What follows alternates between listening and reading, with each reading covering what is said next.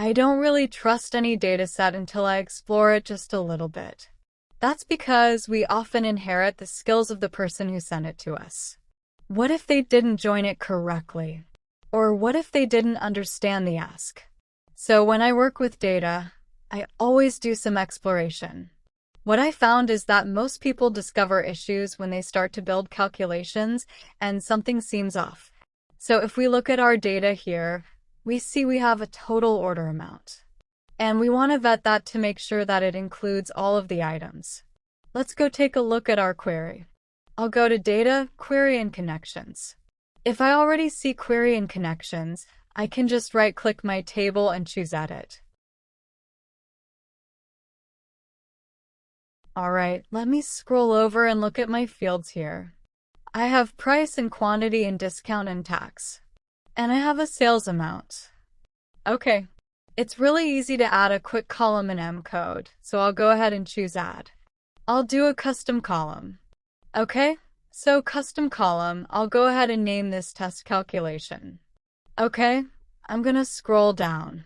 If I take my unit price, and I multiply that by my quantity, and then I deduct with a minus my discount amount.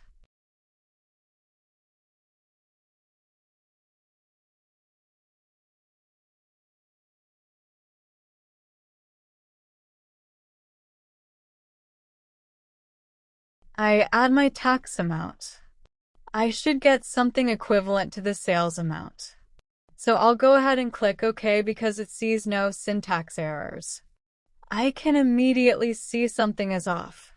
I have $7.95 for my sales amount, but my test calculation gives me $8.58. We go ahead and choose currency here. So if I take the $7.95 and add 64 cents, I'm going to get that $8.59. So that makes sense. But where is the $78.76 coming from? I need to explore my data. Okay, so I'll go to my Home tab, I'll choose Close and Load. This is the type of analysis people don't talk about when they think about data analysis. I clearly see something is off in my data. I have to analyze what that is. The sales amount implies that there is some type of total, but it doesn't match my test calculation, and my total order is totally different. So again, it requires me to have a deeper analysis of my data. Let's go look at the original data on the Order Data tab.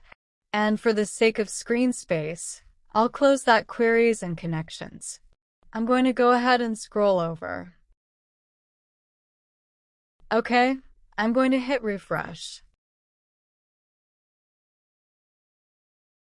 I'll check my sales data. There's my test calculation. Okay, so earlier I said if I just add these together, okay, so there's that $8.58, so that's confirmed. But again, it doesn't explain that total order. So I'll go back over here to my order data. Okay, so I notice that I have sales order line number, so that's interesting. If I scroll over here, I have a sales order number. So if I have a sales order number, it's not exactly obvious that this is repeated in the data unless I look at it. One of the things that I'll do to spot duplicates is use conditional formatting. So I'll go ahead and hit column F. I'll go to Home, Conditional Formatting, and highlight the sales rules, and then I'll hit Duplicate Values. Immediately I can see that it's highlighted. Anything that may be duplicated in red. I don't have to go any further. And if I look a little bit down in my data on rows 6 and 7, I can clearly see it. Sometimes those duplicates are really hard to spot. Okay, so I'll go ahead and choose Cancel here because I don't need that conditional formatting. And let me go back to my clean data. Let me go to my query. Settings. So I'll go to Data, Queries and Connections. I'll right-click my table and I'll choose Edit. So what I actually have here are the individual line items on my sales order. So I'm going to go ahead and name this table. I'll right-click and rename it. And I'll call this Sales Order Lines.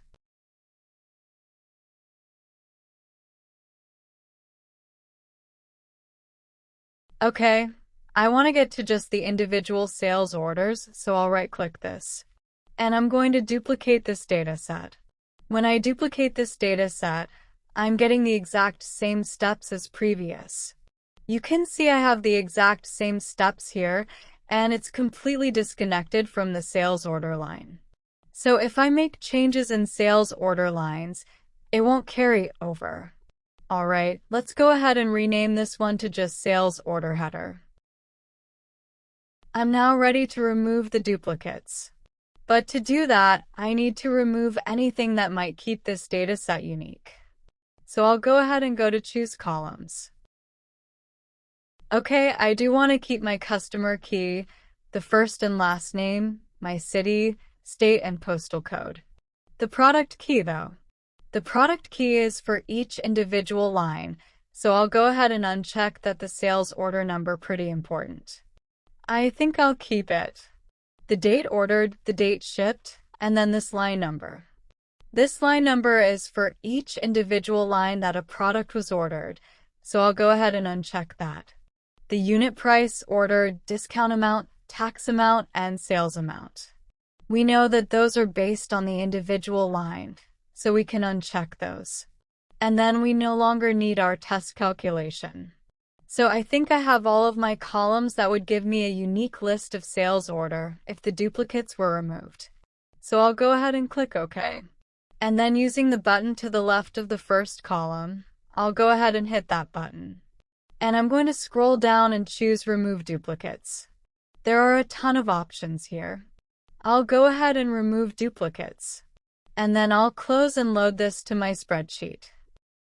So I have 60,351 rows of lines. And I have 27,639 actual individual orders. Okay, let me go ahead and name these sheet tabs. So I'll call this one Sales Orders. And then I'll rename that clean tab to Sales Order Lines.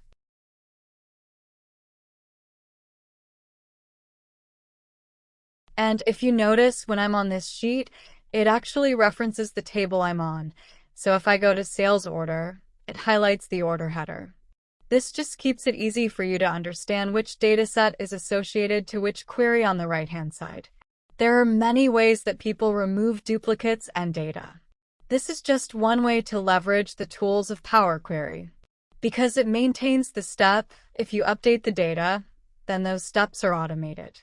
If you manually remove the duplicates before you start working with the data, just understand it may degrade the data quality.